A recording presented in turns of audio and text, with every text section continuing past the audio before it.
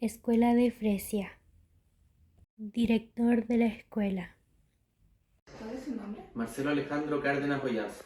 ¿Cuáles son sus estudios y su experiencia laboral?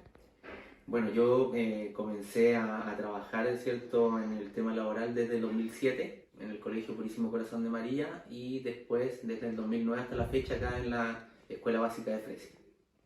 ¿Cuál es el enfoque en el aula? Bueno, nosotros hoy día trabajamos en lo pedagógico fundamentalmente fortaleciendo las comunidades de aprendizaje. ¿Cuáles consideran que son las principales funciones de un profesor en la actualidad? Bueno, las principales funciones que tiene un profesor hoy día en la actualidad es desarrollar, ¿cierto? y avanzar en las trayectorias educativas de nuestros estudiantes a través de la mejora continua, ya que va de la mano con el marco para la buena enseñanza y obviamente acompañado por parte de los equipos directivos para la mejora de las prácticas pedagógicas que realizan, ¿cierto? En el trabajo diario. ¿Cómo abordan la diversidad de alumnos en las clases? Bueno, nosotros hoy día tenemos un proyecto de integración escolar, ¿cierto? Con más de 6 profesionales, con una coordinadora a pie. Tenemos más de 150 niños dentro del proyecto con necesidades educativas permanentes y transitorias y tenemos actualmente 25 niños con espectro autismo. Las horas, ¿cierto?, se dan de acuerdo a la normativa legal, que son 10 horas cronológicas y 8 pedagógicas, y también tenemos un valor agregado con algunos otros profesionales que podemos contratar para la atención más personalizada con algunas necesidades, como un niño que tenemos hoy día con una discapacidad visual. ¿Cómo promueven la inclusión todos los alumnos? Hoy día la inclusión es súper importante, y cuando hablamos de inclusión no hablamos solamente con los niños que tienen necesidades educativas permanentes y transitorias, hablamos de todos, todos tienen diferentes necesidades. Los niños que les cuesta más aprender, que no están en un proyecto, y los niños que también que tenemos que generarles nuevos desafíos, que son niños brillantes que tenemos también en nuestra escuela, que muchas veces los vamos dejando de lado, porque tenemos que atender también las necesidades de otros niños que también lo necesitan. Entonces es ahí donde nosotros apuntamos hoy día el equilibrio, ¿cierto?, para entregar una educación de calidad. ¿Y qué estrategia utilizan para fomentar la participación y el aprendizaje significativo de los estudiantes? Bueno, lo primero son las comunidades de aprendizaje, trabajo colaborativo, 2 veces por semana que no se tocan ya en nuestra escuela, en donde trabajamos, ¿cierto?, por ciclos y también por niveles, y el acompañamiento constante a nuestros profesionales, ¿ya? Y esto lo llevamos mediante un plan que se llama ADECO, que es la asignación de desempeño profesional docente, ya que nos ayuda a poder, ¿cierto?, ordenar la línea de acción para mejorar las prácticas pedagógicas, acompañar a nuestros profesionales, y también obviamente eso va a tener un impacto en la mejora de las trayectorias educativas de nuestros estudiantes. ¿Qué habilidades consideran fundamentales para ser un buen educador en la actualidad? Bueno, la habilidad fundamental, ¿cierto?, es ser empático y también tener un valor agregado y un sentido de pertenencia con nuestra escuela y con nuestros niños. Y lo segundo, ¿cierto?, es la capacidad de autoevaluarnos constantemente, ¿ya? De poder ver cuáles son nuestras debilidades y nuestras fortalezas y poder irlas mejorando, ¿ya? Porque aquí uno nunca deja de aprender, ¿ya? Eso es clave. Nosotros como equipo directivo, nuestros funcionarios y todos los que hacen que esto funcione en nuestra escuela. ¿Qué estrategia utilizan para motivar a los estudiantes y mantener su interés en el aprendizaje? Bueno, hoy día gestionamos la opinión de nuestros estudiantes, los escuchamos a través de nuestro centro de alumnos, que de hecho este miércoles tenemos la elección, donde viene el CERVEL y hacen todas sus votaciones ellos como lo hace, ¿cierto?, una persona que tiene que cumplir con el deber cívico de nuestro país. Y principalmente es escucharlos, ¿cierto?, poder atender sus necesidades, también nosotros autoevaluarnos, que muchas veces nosotros como docentes esto pasa tan rápido y no nos detenemos un poco a escuchar que nuestros niños a lo mejor necesitan nuevas estrategias, ya, nuevas formas de poder atenderlos para que puedan estar más motivados dentro del aula.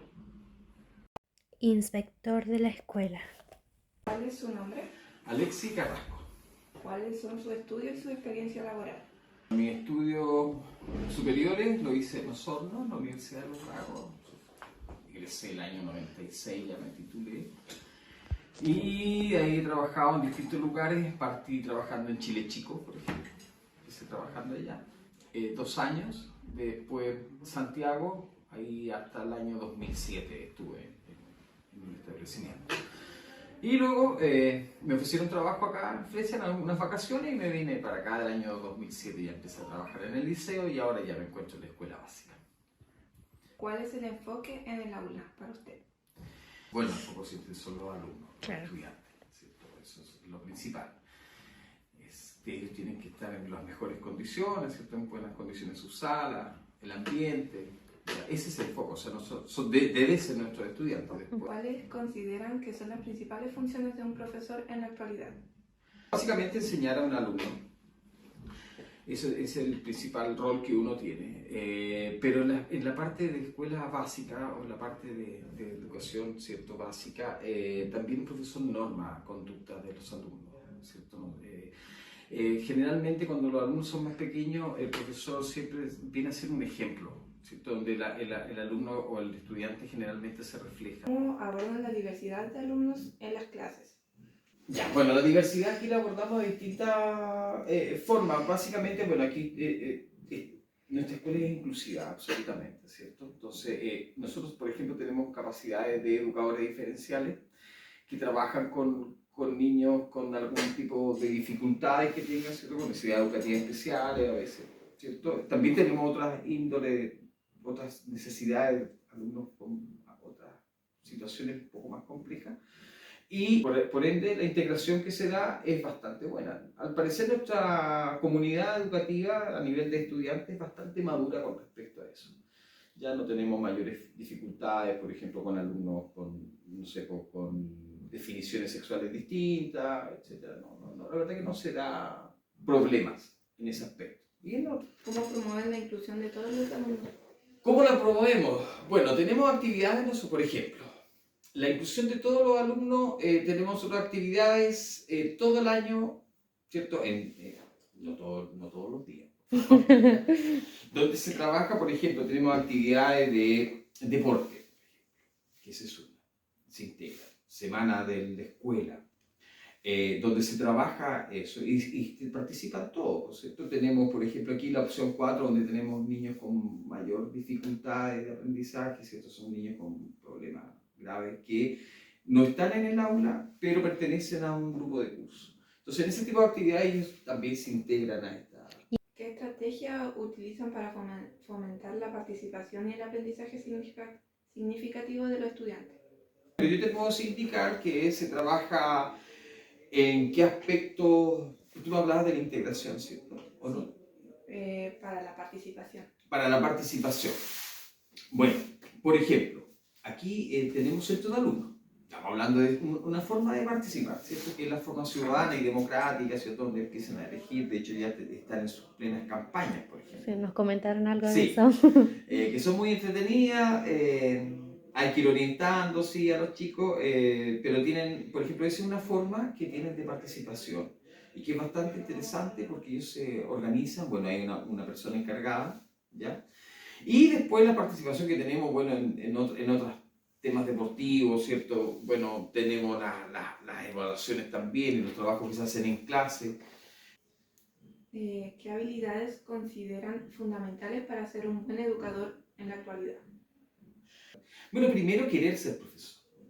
O sea, yo creo que es lo primero, ¿cierto? Porque si tú vas a ser profesor porque no te alcanzó para nada más, porque es más fácil o porque, no sé, ¿cierto? Cuando no tiene un objetivo claro, no, la verdad es que se complejiza mucho. O sea, a lo mejor tú en el trayecto te puede ir encantando la pedagogía, que puede pasar.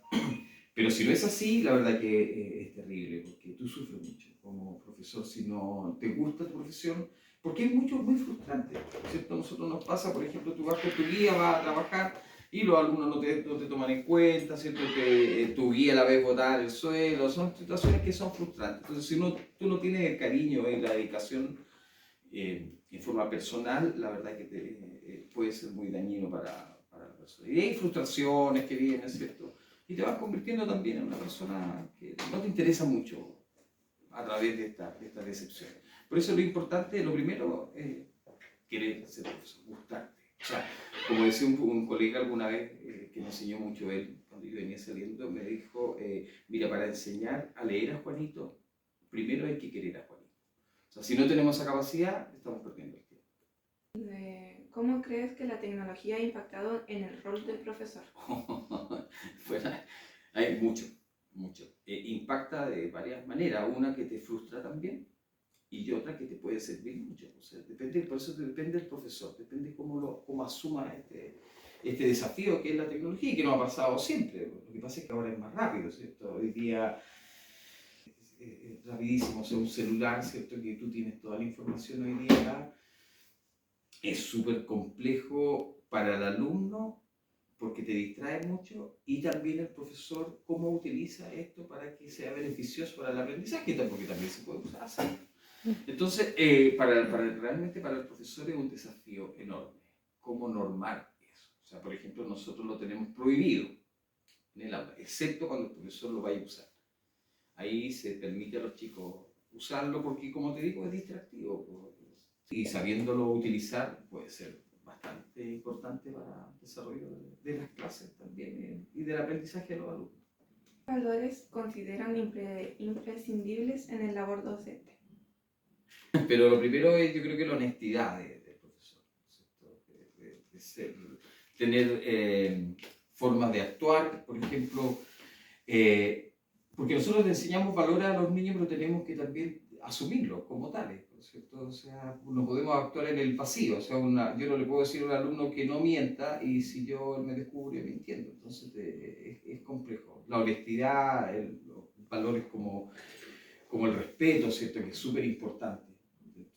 Nosotros tenemos que reflejarlo para que nuestros alumnos también lo vayan copiando. Si nosotros somos animales de costumbre, entonces tenemos que irlo haciendo así. Para nosotros el respeto es lo más importante. De ahí yo creo que nace todos los demás valores se van desarrollando.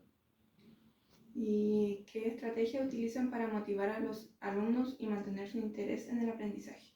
Lo que veo en mis colegas es el conocimiento. O sea, si tú un alumno, si tú no, más que encantar, yo creo que una persona y un profesor encanta cuando sabe lo que tiene que enseñar, ¿cierto? Y lo proyecta bien. El saber, en el fondo, saber en cabalidad lo que tú vas a enseñar es súper importante. El alumno no se distrae porque, aparte que lo entretenido que también tú puedes hacer una clase, pero el primero es saber a cabalidad lo que tú vas a enseñar. Gracias a este trabajo pudimos conocer y darnos cuenta de una realidad más allá de lo que se nos presenta estudiando de forma teórica. Los profesionales que nos atendieron fueron muy amables y nos recibieron de forma muy cálida. Nos sentimos bastante bien realizando el trabajo y aprendimos mucho.